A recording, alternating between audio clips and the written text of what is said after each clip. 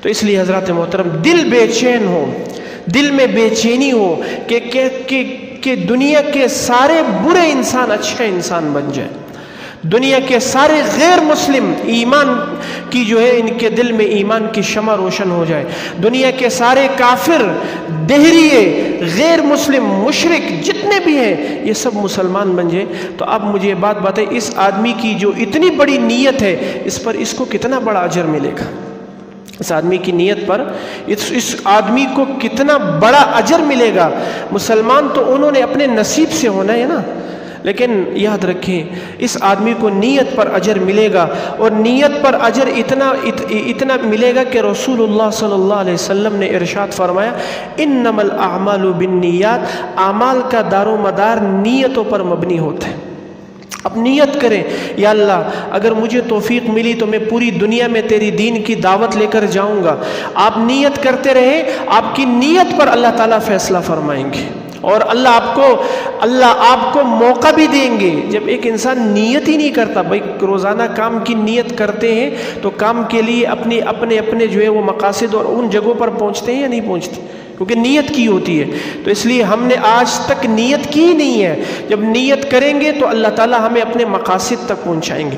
تو دل میں کڑن ہو، دل میں کڑن اسی بات کی ہو کہ یا اللہ اگر مجھے موقع ملا تو میں یہ کام کروں گا، یہ دین کی کام کروں گا، اور یہ جو ہے تیرا پیغام پوری دنیا تک پہنچاؤں گا۔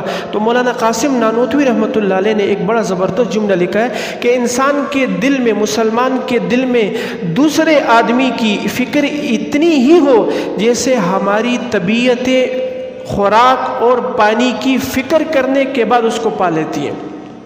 بھئی فکر ہوتی ہے نا، انسان کو بھوک لگتی ہے، اور بھوک مٹ جانے کے بعد انسان کو اپنا جو ہے وہ ہدف تک انسان پہنچ جاتا ہے۔ بھئی پیاس لگتی ہے، پانی پینے کے بعد انسان ہدف تک پہنچ جاتا ہے۔ ایسے ہی انسان کی فکر دوسرے لوگوں کے لیے اور پوری روئے زمین کے انسانوں کے لیے ہر وقت ایسی ہی ہونی چاہیے۔ شاہ اسماعیل شہید رحمۃ اللہ علیہ کا نام کس نے نہیں سنا؟ اتنی بڑی ہستی جنہوں نے اتنا کام کیا بر صغیر میں کہ ہم اس کا تصور بھی نہیں کر سکتے۔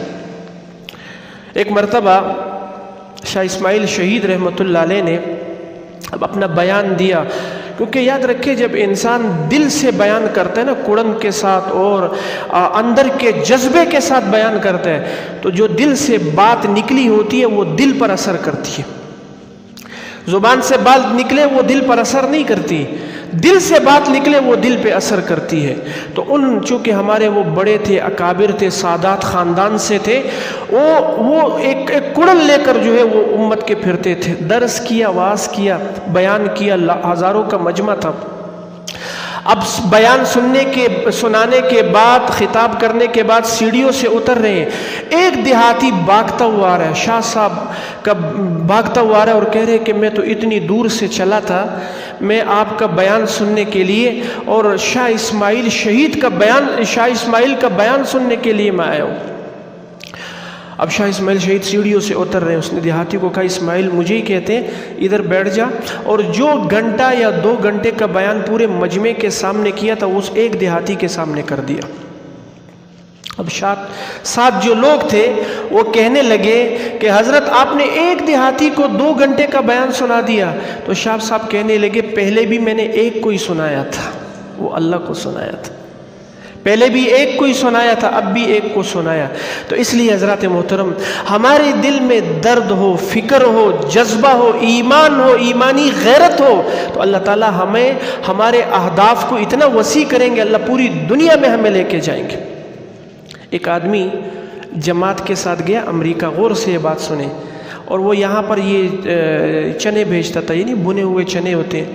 اب ایک انجینئر صاحب اس آدمی سے چنے کھاتے تھے پاکستان میں، وہاں پر وہ کسی وجہ سے وہاں پہنچ گئے، تو یہ آدمی تبلیغ کے لیے گیا تھا، چنے والے، وہ اپنے کام کے لیے گیا، تو ملاقات ہوگی، وہ تو ادھر کیا کر رہا ہے امریکہ میں، تو پاکستان میں چنے بیچتا تھا۔ وہ کہنے لگا میرا اللہ چنے نہیں بیچتا، میرا اللہ चने नहीं बेचता, उसने मुझे कबूल कर लिया। तो याद रखिए, दीन पैसे का मोहताज नहीं है कि आपके पास करोड़ों है, आपके पास लाखों है। अल्लाह ताला पैसे का मोहताज नहीं है। अल्लाह ताला इंसान को इंसान की नीयत पर पूरी दुनिया में लेकर जा दिखाएंगे, क्योंकि इंसान की नीयत है, तो नीयत ही पर सारी चीज़ें होती हैं।